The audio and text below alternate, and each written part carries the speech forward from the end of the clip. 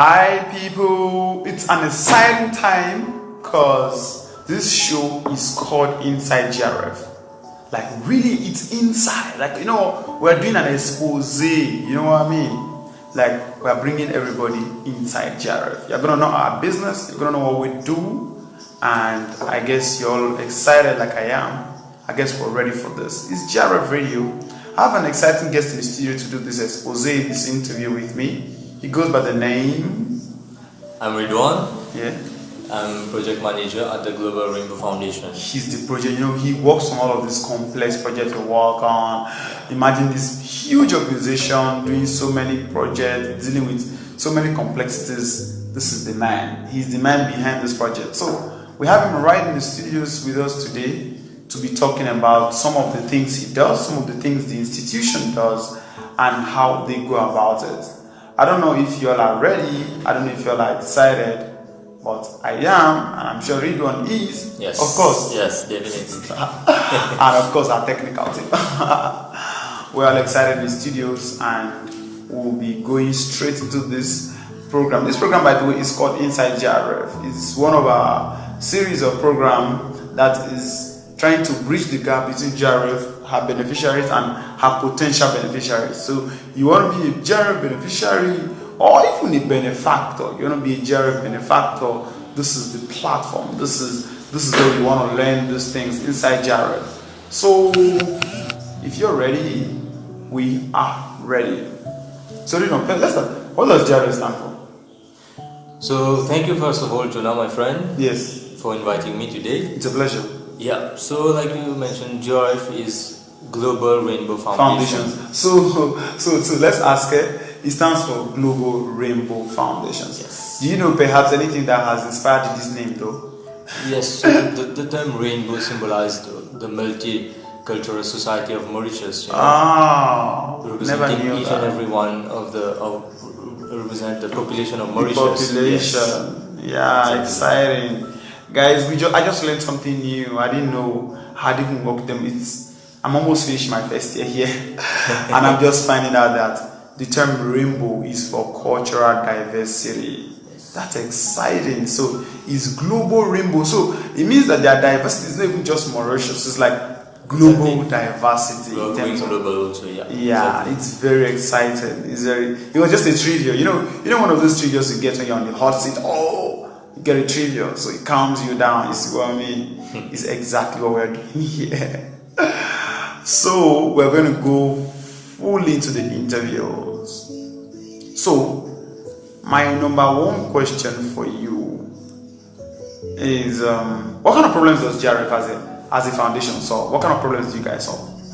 So basically, GRF was founded, to cater for vulnerable people in Mauritius.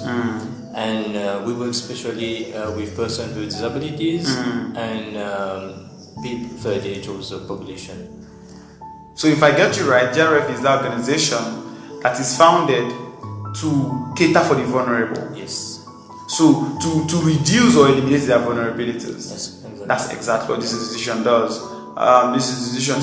Okay, in what spectra do you do these things? Like in what ways do you do these things? Through employability, through what?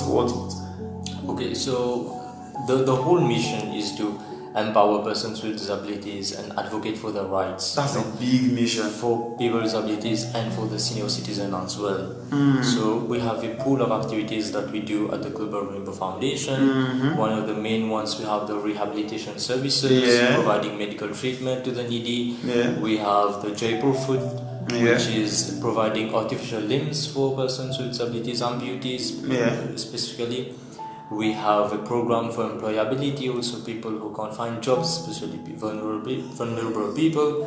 So we help them through tailor-made courses, and we try to help them follow trainings and place them in appropriate companies, appropriate jobs. And we provide also, assistive devices. A lot of people in Mauritius find it very difficult to have. By the way, talking about assistive devices, guys, let's not scream. I was a beneficiary. Yes.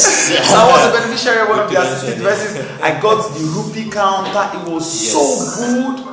I got a phone. You know what I mean? So guys, let me say this, GRF got you. So if you need a job and you are disabled and you think, oh, there's no hope, I can't get a job, how do I do this? This organization got you. They are here for you, for sure. That's what he's telling us. They provide assistive devices, they provide trainings, they provide a lot of things. Guys, they got you.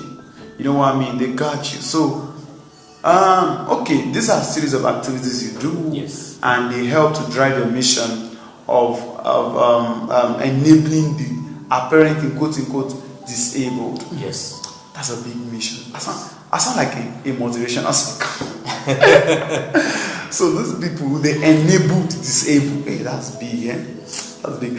Oh, exciting thing, exciting stuff. So we go to our next question. Our next thing to look at is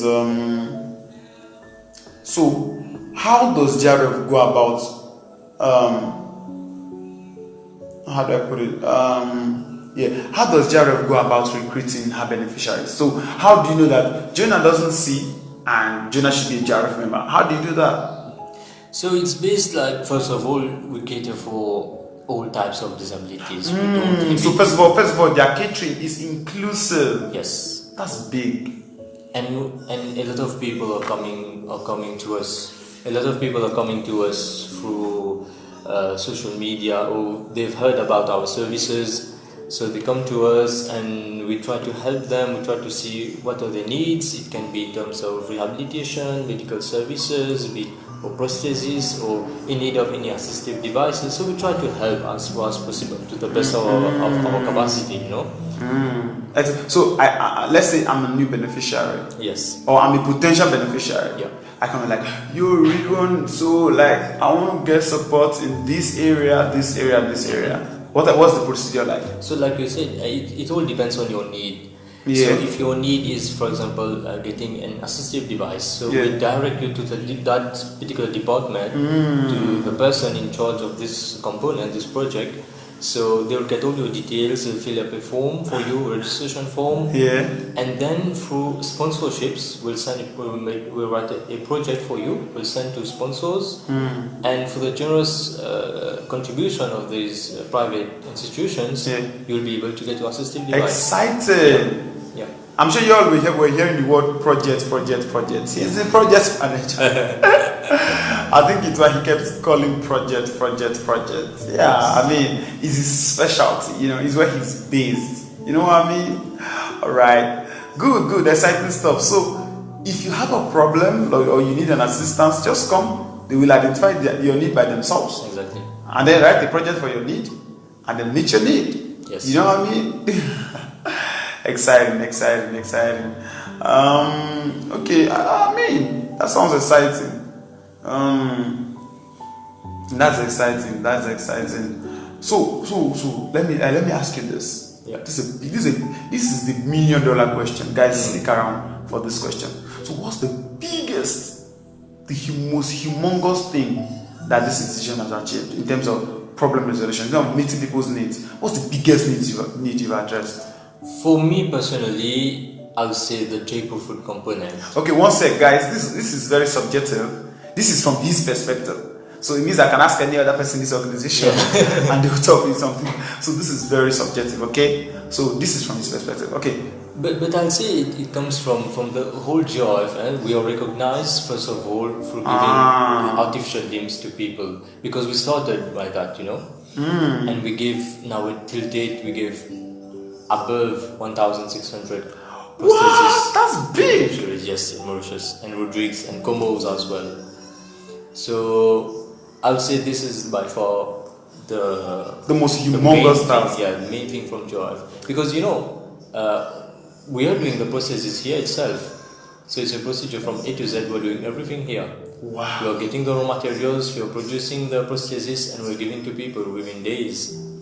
Whereas if they seek the normal procedures for the ministry to get a prosthesis, it takes a lot of time. But for the help of donations, of contribution from many stakeholders, we are able to give it in a very limited amount of time. Yeah. Guys, that's exciting. So these people combine efficiency with generosity. When they combine these two, they yield a quick and fast result. Isn't this exciting? I don't know why it's like it's only me that's excited here.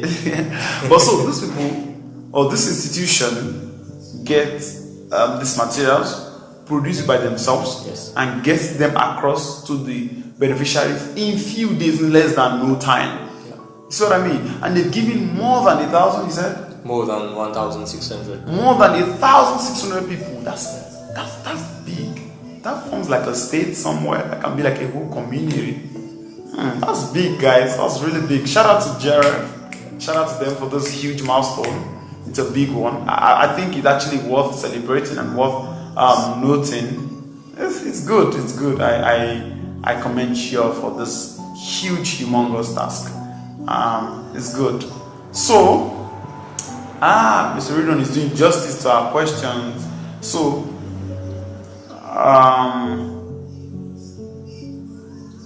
so let me ask you. After just telling us about your problem, the biggest problem you've addressed and how it went, so would you mind telling us what are some of the setbacks, some of the problems the institution faces in addressing some of these people's needs? For instance, I come and be like, oh, Jerry, I have a need. You're like, what's your need? I need a Porsche. Yes. You know what I mean? I need a car, and I need a Ferrari. You know, so what are some of the challenges the institution faces in resolving these problems? You know, when you look at GRF from a different perspective, from outside, I say, it looks like everything is going fine. Yeah. Everything is perfect. Because we are showing you, of course, what is going what you should see. What our success, you know? For sure. But we actually meet a lot of challenges. Yeah. And I'd say, of course, all the situations of NGOs in Mauritius were facing is problem of money or CSR money. Yeah. So getting the finance part is very important. But not only that, it's like we need to depend on our own. Yeah. And we are doing it, but we want to do it like more. We want to help more people, and sometimes we are in the incapacity of helping out different people. People come to us, but it's very difficult to meet all these requirements, you know, being an NGO, being limited in a certain way. But we are doing it to the best of our capacity. Yes. So I would elaborate further on that. So what he's saying is one of their challenges, one of their problem is constraint, financial constraint. So they are sort of held back by the fact that it's like you have the mind to fight, like you want to fight. You know what I mean? Okay. Let's not use fight. Okay, you want to be nice. Yes. You see what I mean? Like you just want to be nice, but you are incapacitated by your deficiency. Like you don't have. Yes. Okay, not deficiency, by your insufficiency. Yeah. You see what I mean? Like you really want to help somebody. Like you see your friend, a friend of yours, or you see an old woman trekking, and you're also trekking, but you wish you had a car so you could take them, but you don't have. Like you're stuck, you're constrained. You know what I mean? By your insufficiency. So that's actually the problem with many NGOs and many organizations. They have this financial constraints because they really want to have wider impact in the society, but they're sort of held back by finances, because at the core of all of these things is finances. That I'm sitting down here today is finance, that this microphone is in front of me is finance, that we're in this room is finance. So finance is at the core of the organogram and the smooth operation of any organization, be it NGO, be it enterprise, be it anything. It's finance is key. You know what I mean? Okay, so how do you manage in prioritizing needs of your beneficiaries? Like, okay, if I come and I need a Ferrari, and someone else needs something, so how would you say this need is a priority for the organization and this need, come on, is not? What do you need this Ferrari for, young man? I'll say for our 8 years of existence now, we'll be celebrating our 8th anniversary this year.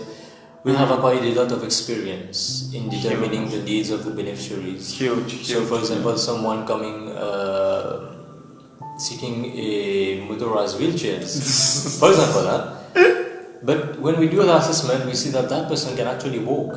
True. So why need a motorized wheelchair when you can actually walk? Yeah. So we'll recommend, for example, walking frames or walking stick rather than motorized wheelchairs. True. Because we'll know that by giving a motorized wheelchair or any types of wheelchair, True. they won't walk again. They True. become them in sitting, Yeah.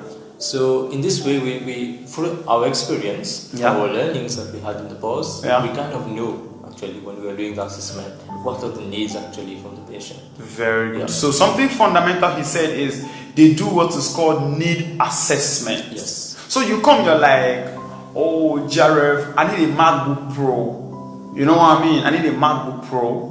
When you can actually work with a mere computer. Yes. So they assess your need.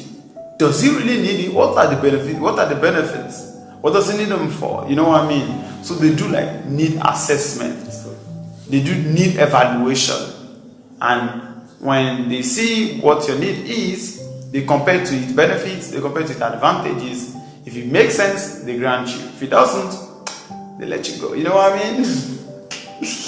Great. I like your mechanism. It seems very effective. And also, you see, they also apply experience in all of this. I mean, all of these things, experience is key. Yes. Like, experience is key, particularly in running an NGO. You need to know how you solved your last problem and if it's going to be a feasible solution going forward. And this institution has been grandiose in doing that. It's really good. So let's take a little bit of twist here, right? Mm-hmm. Let's take a 180-degree turn. Let's turn, right?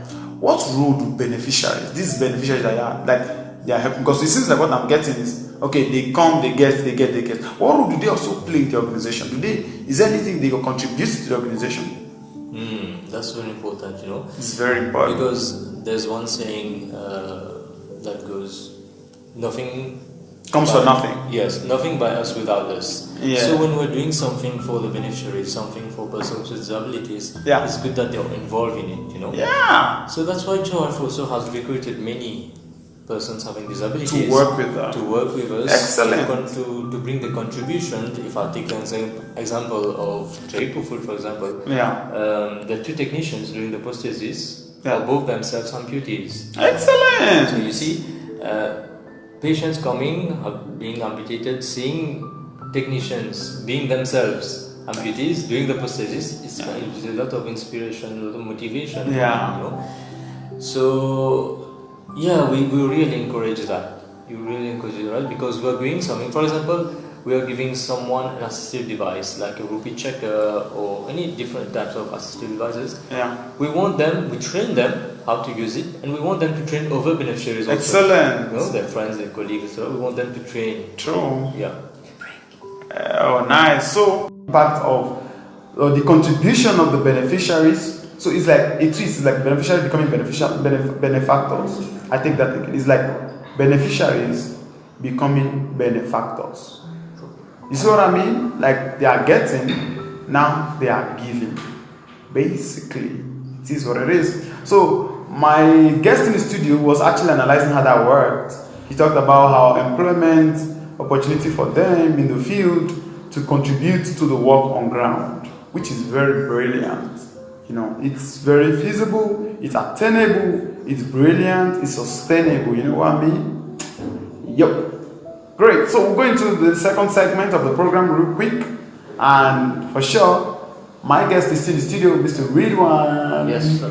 Yeah, he's still in the studio to be talking to us today about what happens in GRF. What happens? What happens? So, going forward, right, as an organization, right, as an NGO, is GRF planning to develop methods that can help to sustain its financial ability? So, the good news is that... it's got a good news! Okay. Is that we got a project from the European Union last Guys, did we hear that? We got a project from the EU. So also a project for 4 years. 4 years! So we are seeing like why not move to international organizations True. to provide fundings, grants for our projects? True. So we have one thing from the European Union, and what very exciting news also coming this year itself is a collaboration with the Commonwealth of Learning. Guys, have we heard that? I don't think we heard that. GRF will now soon be collaborating with the Commonwealth of Learning. I hope I'll still be here. So as from this year itself, beginning next year also, so we are moving to the next level. We are upgrading our activities. Have we heard an upgrade? Yeah. So it will be a different approach, That's beautiful. That's exactly what I was asking about. So how they plan on strengthening the problem resolution strategy? Exactly. Which he's giving me a couple of facts. In fact, a lot of good news coming out of here. And for potential beneficiaries and current beneficiaries, take this by heart. If I write it down, things are about to get super better. Yes. Things are about to get very good. Woo. So excited. Anyway, so let's go. Let's proceed real quick. Let me know, Ridwan. Okay, you've spoken about partnerships, right? Mm-hmm. That's good, man. That's good. Great stuff you guys are doing here. So let me know. This one is a personal question. Why did you choose to join GRF? Because we all know that people don't like working in NGOs. People don't like working in non-profit companies. Everybody wants to be capitalist. Everybody wants to make money. Everybody wants to count dollars. You know what I mean? People want to have Ferraris, have Camrys. You know what I mean? Money minded. Money, exactly. But we all know that when you work in NGOs, you don't get as much pay as your colleagues working in private institutions making huge capitalized money. So why? What's your incentive? What's your motivation? So that is a very personal and very interesting question as well. So there's no right or wrong answer for that. But, for sure. I joined GRF since 3 years now, more than 3 years now. Oh, you're an old kid in the block. Yeah. Exactly. So I got this opportunity actually through a friend. Yeah. She was here and she left, and she gave me this opportunity to come. And I did my studies in psychology. I've been involved in social activities for many years now, and it was always an interest to me. Working in the social sector, working with vulnerable people, helping the needy. Yeah. And when I got this opportunity to work for the Global Rainbow Foundation, when I read about it, when I met the founder, Mr. Parsuram, I was immediately, connected to it, connected to the mission, to the vision of the foundation, and I knew that this was the pathway for me. Yeah. If I wanted to go to the next level in my mission in life, this was what I need to join GRF, And the things that we do here, the philosophy associated with GRF is very in line with my own, vision. So that's why I didn't hesitate to join, and I'm feeling very happy. I'm learning a lot of things, and I get this opportunity to help people in different ways. Anyways, it can be small or big, but I get to do it each and every single day. And for me, that's far more profitable than anything, than getting a lot of money or getting things, just to have this opportunity to help people, to change their life, to bring something good in their life. That's for me, that's success for me. Guys, I don't know why, I feel like it's only me, but I feel like doing some I feel like it's only me. But anyway, good stuff. You see, he's from what he's saying, his incentive is just self-fulfillment. He's motivated by self-fulfillment. So rather than economic fulfillment, rather than financial fulfillment, so he's motivated by self-fulfillment. He has a vision, a pathway for himself, which is social solutions. I mean, I like the word. It keeps the world going. There are two forces that control the world. Forces of socialists, forces of capitalists. These two forces keep the world balanced. You see, if he's a socialist, let me not say he's a socialist, if he's motivated by societal satisfaction and I am motivated by economic satisfaction, so we both can balance. He holds the other end, I hold this end. It would be a balanced place. But we should be very happy to have people like him in the society, people who really care about society and how society functions, rather than care about money, finances, and how they function. I'm very delighted to hear this. Very, very delighted that we still have people of this kind of virtues, people of this kind of thinking, methodologies, is really, really Good. So let me ask you a final personal question before we bring the program to a closure.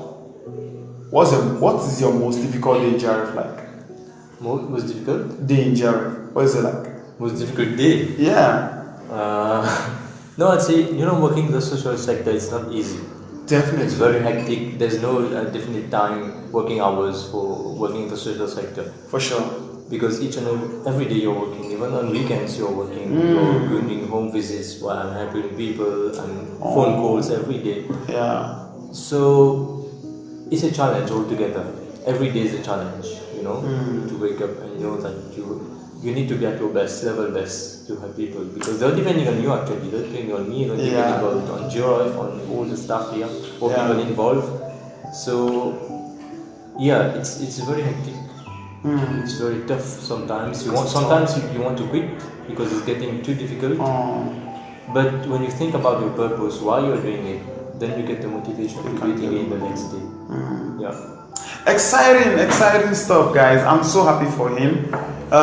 Even though his days are tough, even though his days are hectic, he sticks with the mission. He sticks with the vision. I think it's something we should all keep in mind going into life journey. Always stick to the formula. Don't change the formula. Change the method. Don't change the destination. Yes. Change the path. You know what I mean? So don't give up on your mission and your vision because the path to go is difficult. No, face it. Face it. What makes you tough, what makes you strong are the things you've gone through in life. Correct? Correct. So I'm trying to learn some Creole myself, and I've been encouraged to talk like a Mauritian, so I'm practicing it. All right, it's been an exciting time here in the studios with my guest, Mr. Ridwan, the project manager of this great institution, and we've spoken a lot. If you miss out, don't worry, we'll rebroadcast it. It's an exciting time. I've got my bro, my technical director. We call him the boss. The boss, yeah. We call him the boss. He's been on the engines, making sure we are being heard, making sure we are being broadcasted. And we give credit to him, we give credit to everybody, we give credit to the organization. Don't forget to join us next week on this exciting program, and also to join us on our Voice of Stories. Don't forget to join us also on that one. But until then, we'll see you later. Mr. Ridwan, any last word for our people? Yes. So I have some announcement to make. Okay, go ahead. And so but we'll do you when you're done. So the Global Rainbow Foundation will be organizing a medical camp on the 30th of October at the University de Mascareignes. Nice. So on Wednesday, 30th October, from 10 to 3. Nice. So on this day, there will be doctors consulting, physiotherapists, eye screening, blood tests, free eye checkups, so I did that, ECG tests, and so on. We'll have it free, of course. And of course! Yes. The copy of GRF is free! For persons with disabilities and senior citizens. You guys, you know, I don't like to hear something is free. When I hear it's free, I'm the first to go. So it's free. Don't get ahead back by anything. Come through, they'll do it for you. It's free. It's not just free, it's free and quality.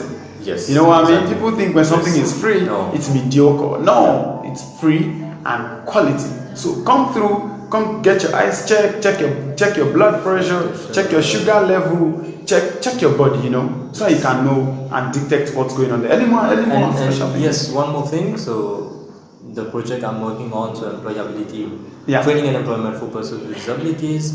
So as from next year, we'll be doing an extensive training sessions in different schools located across Mauritius. So we'll be sending registration forms on Facebook to register some more candidates.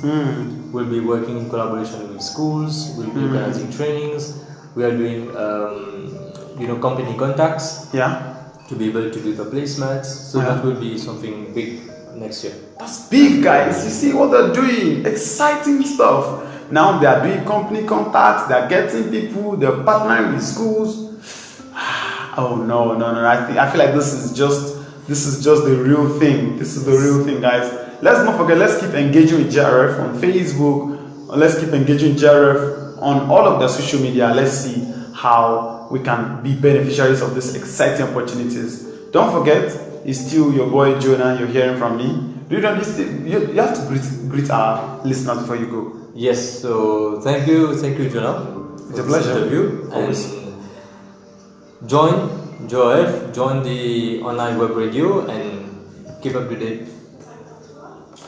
And keep it locked on this station. It's the GRF radio, the voice of the voiceless. We stay here, we talk, you listen, we listen, and we impact. Thank you very much. Stay safe. Bye. Bye bye.